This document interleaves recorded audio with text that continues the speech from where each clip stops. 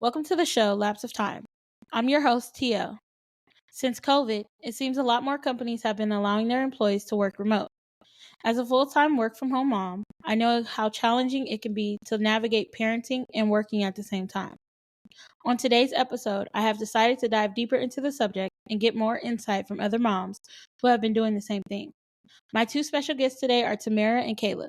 Some of you may be familiar with Kayla from our first podcast episode, Guarding a Child's Innocence.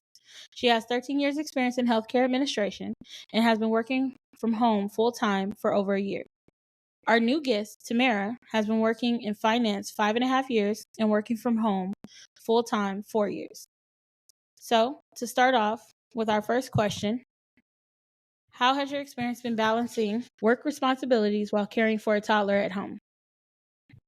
Yes, thank you for asking.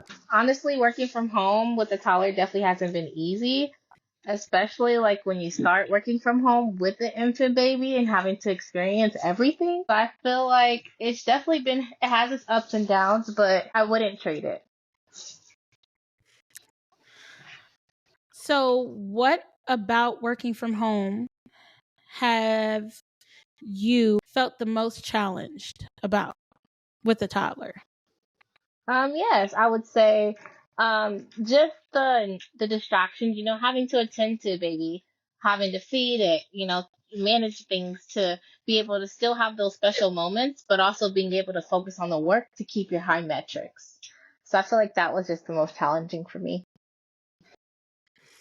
Absolutely. I can definitely relate to that. As far as with my job, I definitely have to do the same thing. Keeping the little one occupied for a certain amount of hours is definitely not easy, and just trying to manage that is definitely challenging. So, Kayla, I know your daughter is 5 years old. How has your experience been balancing work responsibility while trying to care for her at home? I think it's been challenging while she's a little bit older and quite a bit self-sufficient. She still doesn't have a concept of time.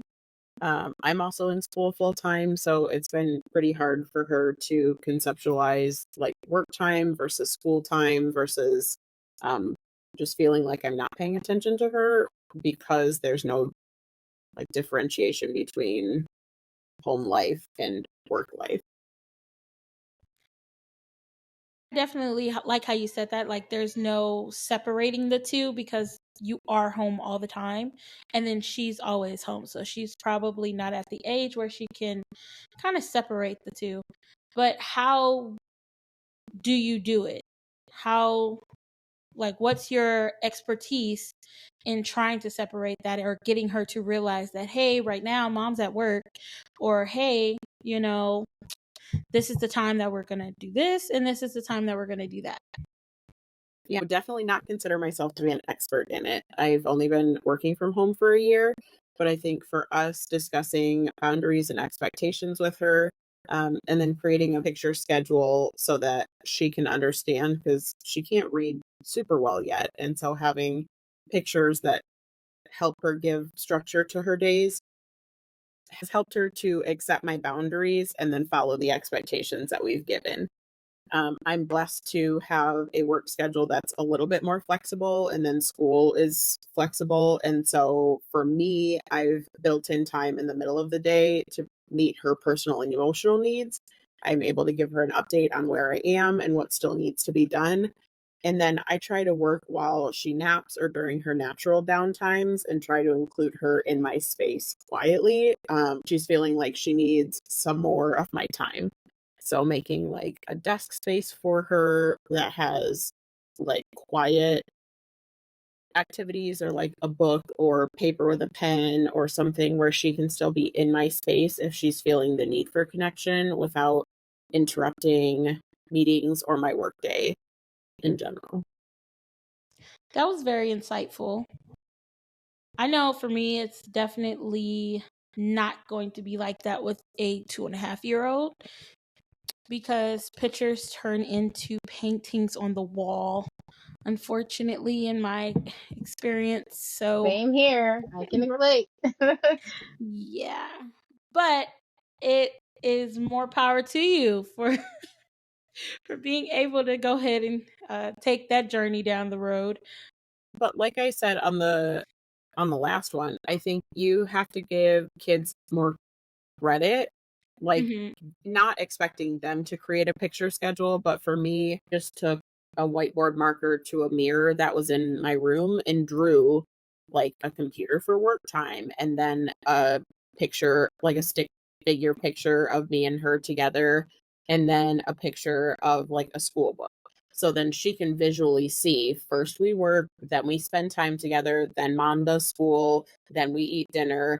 And so now, like, as our schedule changes, then I can just update the picture, but it's kind of like one of those school schedule flip charts that they have where, like, they just switch out the school schedule for the day. I've just created one that's relevant to the things that we have in our schedule to help her create some structure and predictability within the situation that we're in. Okay, yeah, now that I can see. Just trying to give like directions, almost like if you was making something and they got the little pictures on there. Because some of us are more, I guess, apt to learning visually than we are being told. So I can definitely see that from a child's perspective. Tamara, so how would you what's your strategies, I should say, for trying to navigate this unique challenge as far as, trying to deal with your toddler? Because I know you stated, same here, if you gave her some crayons and said, hey, let's occupy you right here, she's probably going to go have her way on the walls, Most unfortunately. definitely, yes. Some strategies that I use, especially like when working and having to like run, grab the milk, or run, grab the snack while you're on the phone, something small like that, is just honestly muting and also letting my customers know, like, hey, I do work from home. And most of the times they're very understanding. Of course, we want to be able to create a professional surrounding and making sure that we're maintaining our professionalism as well as you're dealing with the customers. I can say that as my child gets older, it definitely does get easier. But when she was an infant, I can say that that was like my most challenging. But I think it has more to do with like the postpartum and things that like come with it. But one of the things that helped me be self sufficient is just not giving up and making sure that I'm utilizing the resources around me, such as like the mute button. We sometimes just need to take that break or have that scream or that cry or that playful laugh that we just want to kind of mute out. But that's kind of what helps me to be able to maintain a professional work environment. Also, just being able to kind of what Kayla was saying, being able to create that schedule and have a visible calendar for our little ones to see. I think that's important. I think that's something that I'm going to take away because I know my little one, she likes to interact and she likes to be able to see things. She likes to sing, and with her adjusting to the work from home, like me, being able to give her something to do inside the home and not always wanting to go outside. So just being able to stay active with my little one as she's out. So yeah, that kind of what's worked for me. That is definitely something I can agree that I will take away from this, is learning that children are more visual beings. And if I can create that schedule with pictures to let her know, hey, this is computer time, is when mommy works, which I feel like she has gotten a lot better with recently because she recognizes my headphones when I'm on it. She will say, mommy's working, and she's kind of getting it. But, every blue moon, she thinks she can hop on my lap and say hi to the patients that I have on the phone. So I definitely That's agree. so cute. Yeah, today she grabbed my headphones and she said, I have to call the pharmacy. And I'm like, Oh, and that's she's so only funny. 2. She's Yeah, so yeah. But basically, I understand that kids are, visual beings. So they want to see things. They want to see how do you do this? How do you do that? And just knowing that you use pictures to illustrate that is something that I will take away and let everybody know how it works, because I feel like my toddler is just different. So, but what are some practical tips? Because we as moms don't get as much time to ourselves, that since we do work from home, and we have been trying to navigate these things together and trying to separate the two. how are we trying to maintain our mental health and finding time for self-care as these busy work from home parents? I think it was important for me to find time for myself. I'm not a single parent, so communicating with my partner, my needs is important. We have an understanding of how much time like he needs to unwind after work. So he takes a turn when he gets home and then I have time to decompress and take care of myself. It's a lot for me to expect for him to get off of a long day of work and then immediately have to take care of house and kids. So I know even though he's home, he needs 45 minutes to an hour to eat, decompress, chat with friends, close his eyes, sit in silence, whatever, before I come bombard him or bring the kids over. I've also taught my daughter to embrace self care and personal times. So she understands that if I need 15 minutes of quiet, she can honor that. And I can do the same thing for her. There was a Bluey episode recently where Chili, their mom, needed 20 minutes of quiet. And it was hard for the kids to understand, but it was super necessary and relevant. And that's something that we've just taken as a family to say each of us needs time for ourselves that's quiet, that's by ourselves, that's doing something that fills our cup.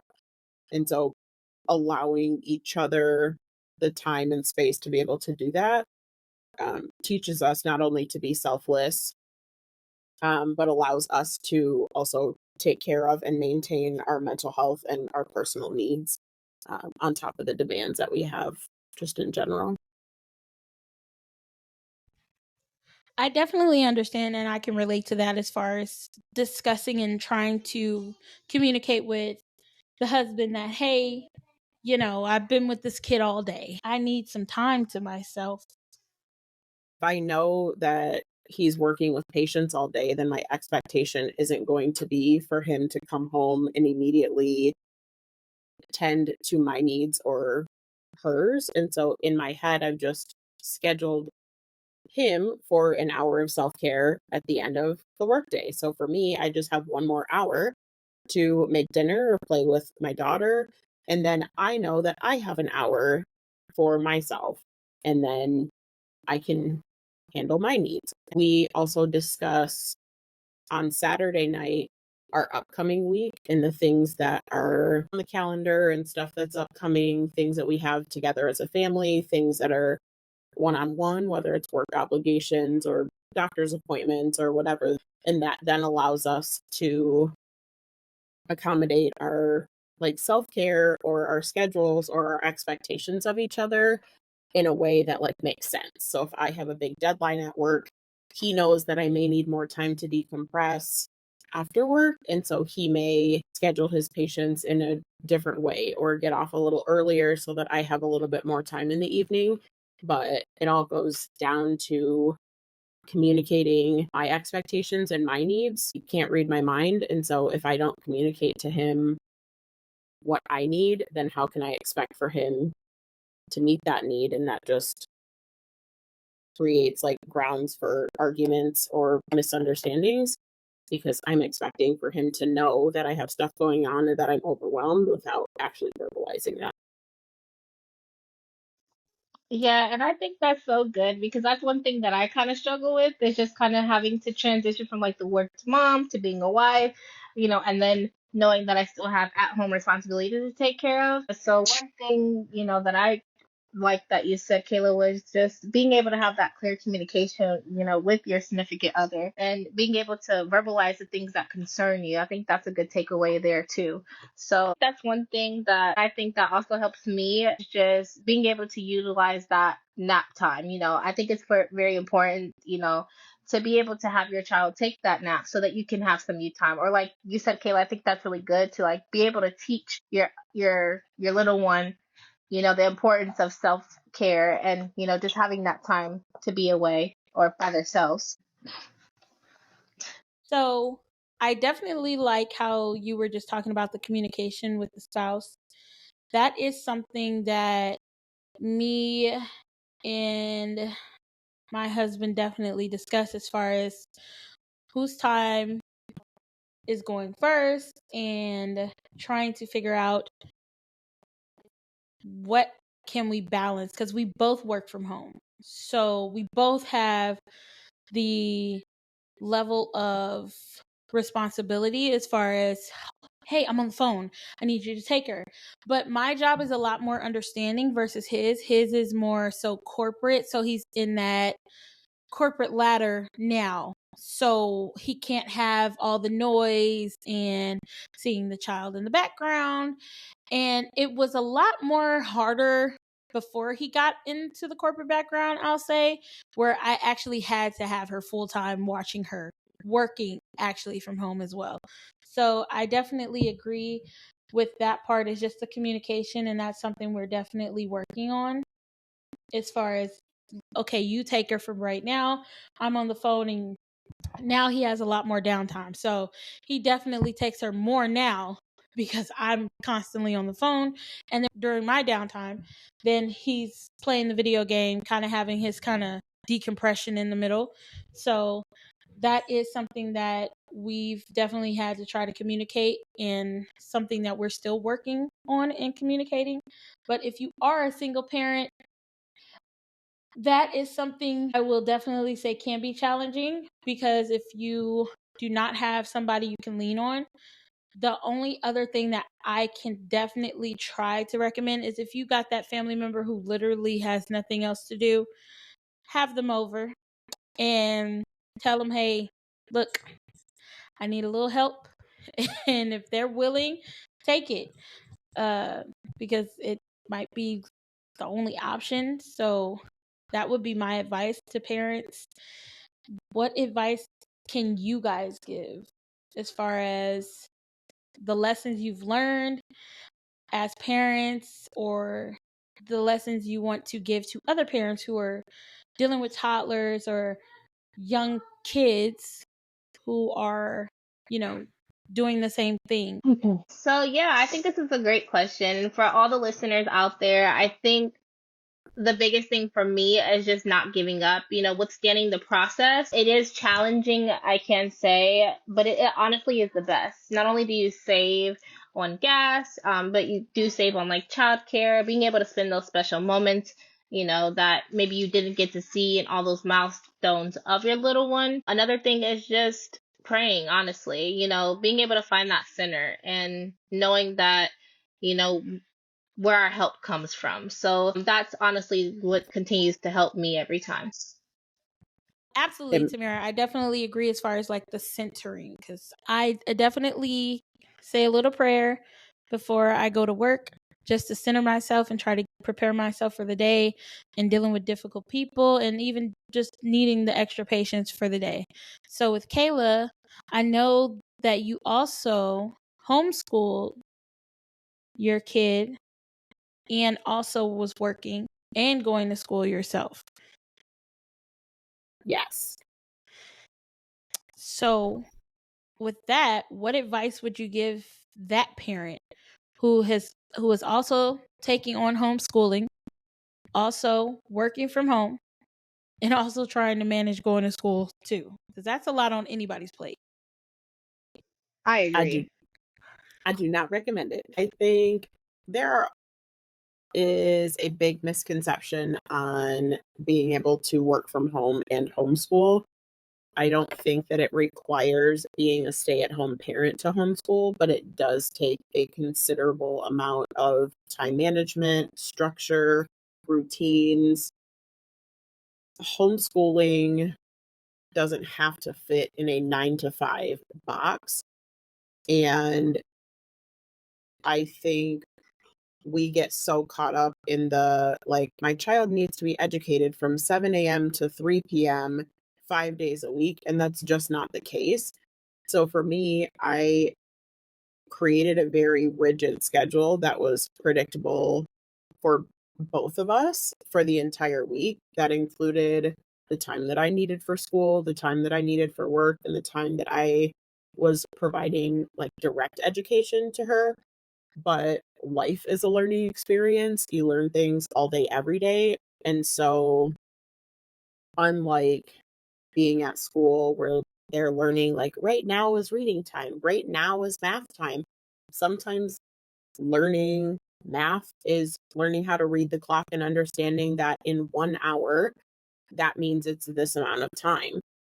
But I think creating excitement for your child, predictability for yourself and for them, and structure for everyone just helps build the success in your home environment. I think your attitude or your emotions affect the tone of your day or the tone of your household. And so going back to like praying in the morning, taking care of your own mental health, giving yourself time in the morning to prepare for the day and take care of your needs, making sure that you've had something to eat, that you've had water, that you've had enough rest allows for both of you to go into the day successfully and to have a good experience and to be able to balance work and personal obligations, have space for your family. It teaches your kids to have a good work ethic. But everything comes with patience and balance and a trust that everything will work out and whatever was meant to be will be. Um, and if not, like tomorrow's a new day. So it is not the end of the world. We have learned to say we're sorry. We have learned to acknowledge each other's needs and just taking each day as a learning experience and moving forward with that. Yeah, and if you don't mind, I want to piggyback off that because that's one thing I deal with is not having patience. And like my first thing to go to is you better stop. I always go into defense mode. And I think it's good to like, although like that's how I grew up, like have to understand that, we have to break generational curses and, want to be able to teach our children how to give love and how to not always go into that defense mode and have that patience. So I think that's a good point, and that's one thing that my pastor is actually teaching me with my little one. Like, be patient. You know, God gives us many chances, so why not? Why aren't you giving her that chance? So I think that's a good point. And I think it's important to remember like how old the kids are, right? Like we can't hold them to a teenager Exactly. or an adult expectation when they're 2 or 3. But I think the more opportunities that you give them to meet your expectation, the more that they're able to do that. And so for us, it's important to practice when it's not an important time. So the time for her to learn to be quiet when I'm on a phone call is not when the phone call is happening. The time is after hours or on a night or weekend or whatever where I can practice and then she's able to learn that. And so if I want her to socialize well, I will role play social activities. If I want her to use her manners, we practice that by example and through like interactive activities. And it's no different in my workday or in like our day to day lives. And so I wouldn't say that I'm like a naturally patient person, but I understand that she has needs as a child, but also like she's still little, right? So she's 5, but I'm not unrealistic in my expectations, but I do expect that when I set a boundary or when I create a structure that she follows that. And if I don't put a structure in place, then I also can't be upset if she's not following that structure. And that allows us to have patience to say, I know that you need my attention right now, but right now it's computer time. So in 15 minutes, I'm happy to help you, or let me set a timer for you so that you can see. And again, that's another visual where they can watch the timer tick down, or they can just wait 15 minutes to hear the timer go off. But then it gives me a boundary to say, I'm taking care of something right now, whether it's school or self care or work or whatever it is, and then allows her to say, I still have time where my mom can meet my needs without it being a demand of my time in that moment. I agree because I know that for me, I grew up more so like not having like more so of a hands on. So I think that with you just, explaining that, it kind of reminds me of how hands on we need to be like and not just depend on them to teach themselves. Actually, if we want them to act a certain way or have that, persona about them, then we have to be able to teach them the right way. So, yeah, I like that too. Like you said, how many times do we have to be told the same thing over and over as adults? Don't speed in your car, don't text and drive, don't whatever, right? And so it's like if we require that many reminders and that much grace and mercy from other people, then like why can't I extend that to the people in my lives? That's true. For what you both said, as far as teaching them and understanding their age level and recognizing that this is only a 2.5-year-old kid. Like she's not gonna get that. Like if I tell her, hey, sit down, like she'll get it, right? But at the same time, she doesn't understand, like, hey, you need to stay seated. Unless we, like you said, just come with that interactive activities and say, hey, let's play a game. Let's play the quiet game today. Let's play it for about 15 minutes. You see the clock going down? Okay, after 15 minutes, you can talk. So that, I think that's a good example. And just like you said, staying centered and realizing that we ourselves, and I feel like that's kind of like how the Lord teaches us, is through our kids, that this is how much grace I give you every day. This is how much mercy I give you every day. And there are times you don't deserve it. There's times you need to be disciplined. There's times that you need to be corrected. But I'm gentle with it and I'm loving with it. And there's kindness in it. And that's something I'm learning every day as a parent and trying to implement that in our everyday lives and trying to be calm and trying not to yell, trying not to scream, and trying not to get frustrated. But I feel like with the line of work that I'm in, I found way more patients and elderly patients. The ones that I think would be a little more frustrated with the background noise have been way more understanding because they've been through it already. And they'll come on and they'll be like, oh my gosh, how old? And I'm like, oh, 2. And they're like, oh, I remember that age. That's the best age. And I'm like, yeah, are you sure? And they're like, yeah, the terrible twos, they're amazing. That's when they're figuring out things. They're figuring themselves out. They don't understand their emotions. And I'm like, that's 100% true. Like now I'm in the tantrum stage where she's throwing things and yelling and kicking things and telling me no.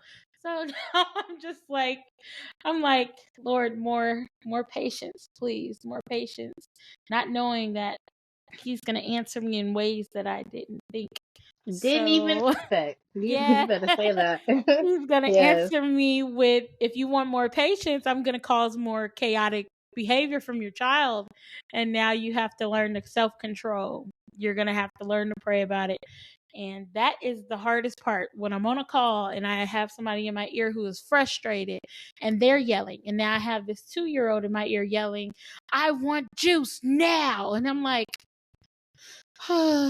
which one, Lord? Do I hang up on this patient or do I say, hey, give me 5 minutes, which has literally helped because sometimes I'll just say, okay, I definitely understand. Let me go ahead and put you on a brief 3 to 5 minute hold. And usually that's all I need. Give me 3 to 5 minutes. I'll figure you out and this child out. So, like Tamara said, that mute button Right. is a Mm-hmm. friend. A It is the friend. most important thing. And if you're on camera, my husband sometimes has to be on camera, and he uses a filter for the background. So when she comes up and she's just doing the most and throwing things, that's when that filter comes in handy until, it moves past the filter. And then you have to explain why something hit your camera, which we have had that happen, unfortunately. And then we just Me tell them, too. yeah. Yes.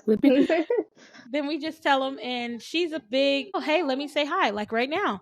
You want to say hi? Say hi. Hi. Hi. Hi. Hi. So yeah, that's something we're working on, and just trying to have that patience, trying to have that centeredness and that self-care, because I don't care what anybody says, self-care is definitely important for your mentality. So now during work, I'll try to get some study time in so that way I can recenter. But I definitely agree with everything that you guys have said. It has definitely been a most fruitful conversation, I'd say. I like what you said about asking God for patience and then he'll give you a child with unruly behavior or whatever. Yeah. Um, I think when you ask him for patience, he'll give you situations to grow your patience. But Exactly. I have recently been in the mindset of calling those things which are not as though they were.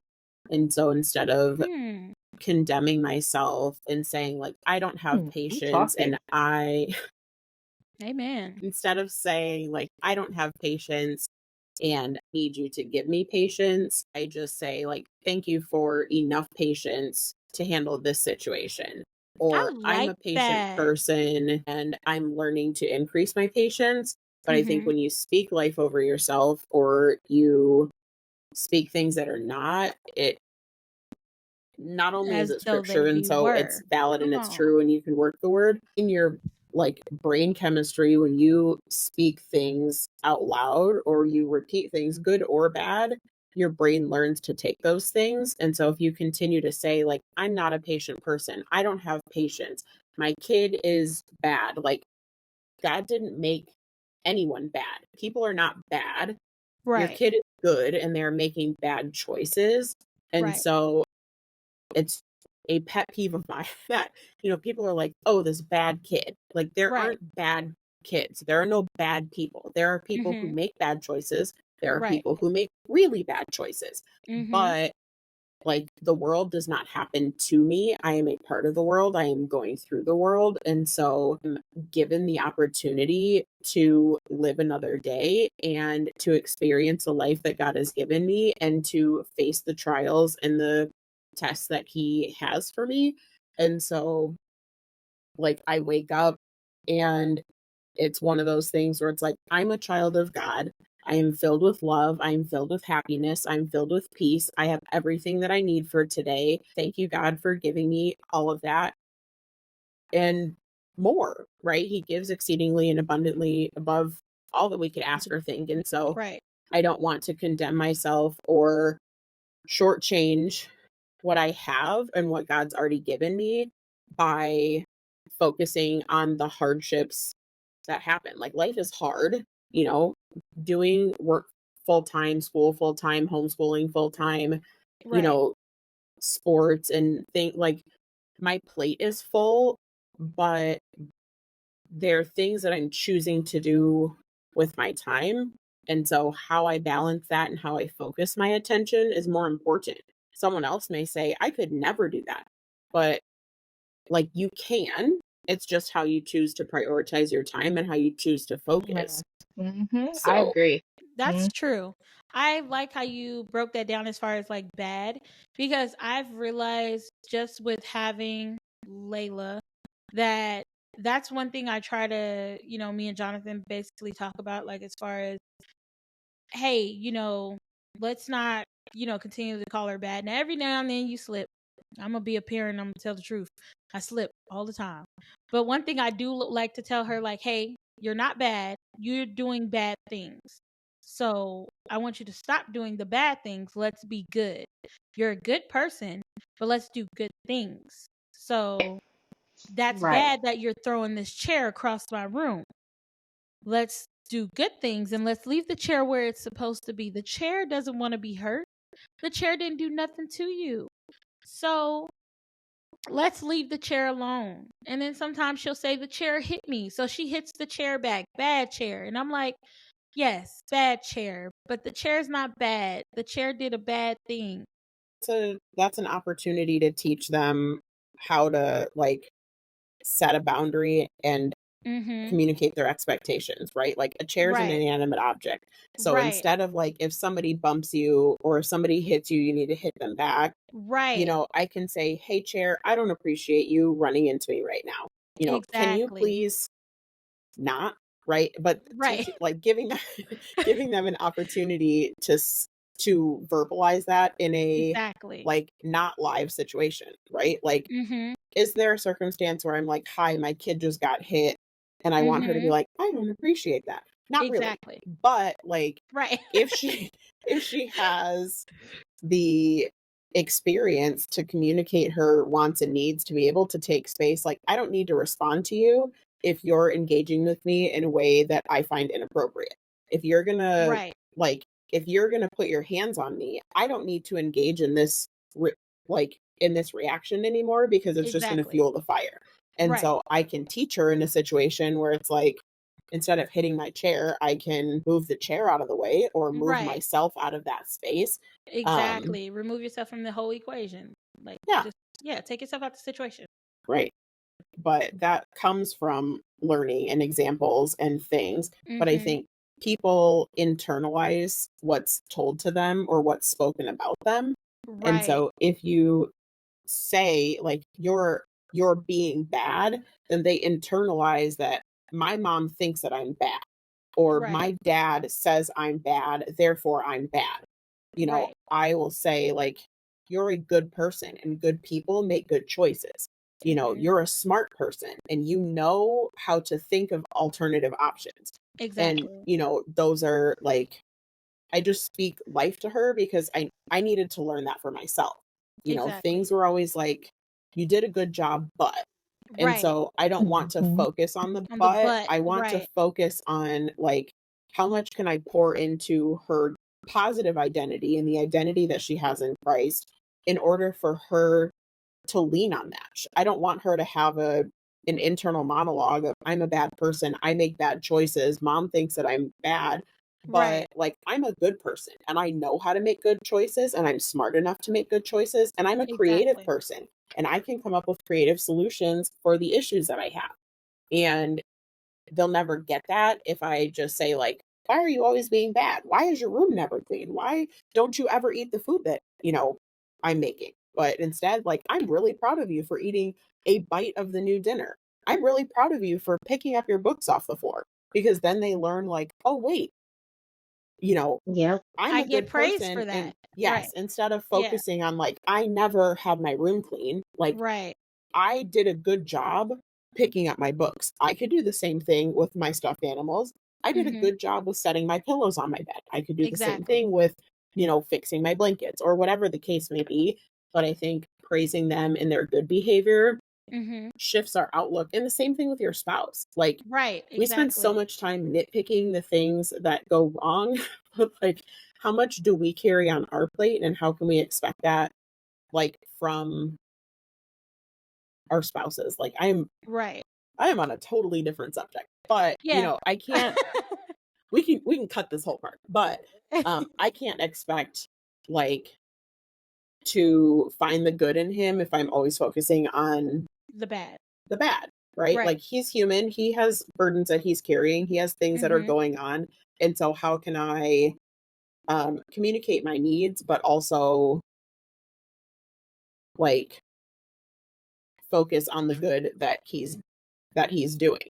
And if I Right. want to hear him compliment me or recognize the good, then I would lead by example instead of saying, like, you never, Right. whatever, right? You never tell me that I'm doing a good job. Instead, Right. I just communicate that, and that naturally becomes a part of our conversation and then helps him understand, like, oh, it feels nice to hear this. Or like, Right. my daughter's really great at that. Like, she loves to hear how well she's doing, how much I love her, how much I Exactly. appreciate whatever thing.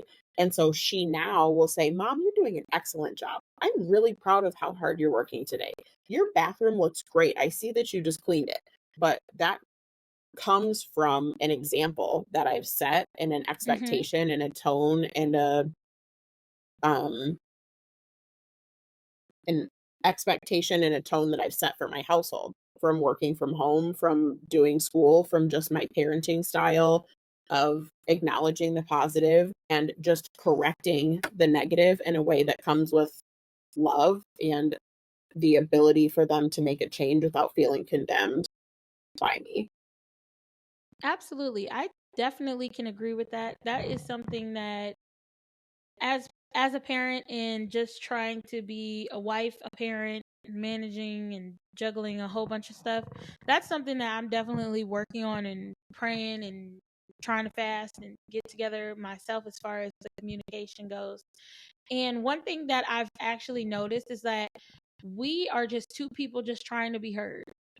Just two people trying to communicate the same thing, but our communication levels are totally different.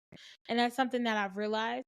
But to wrap this up, you guys will just hear on the next podcast episode of Breaking Generational Curses. So if you guys want to hear more on this topic that we just discussed, this is just a little taste of what we will be discussing. So I just thank you guys. I thank you, Kayla. I thank you, Tamara, for joining me on today's episode of just trying to balance everything as work from home parents, as mothers. And I appreciate your time. I appreciate your sacrifice on today. And I just pray you guys have a great night. And thank you so much for joining us on the Lapse of Time show.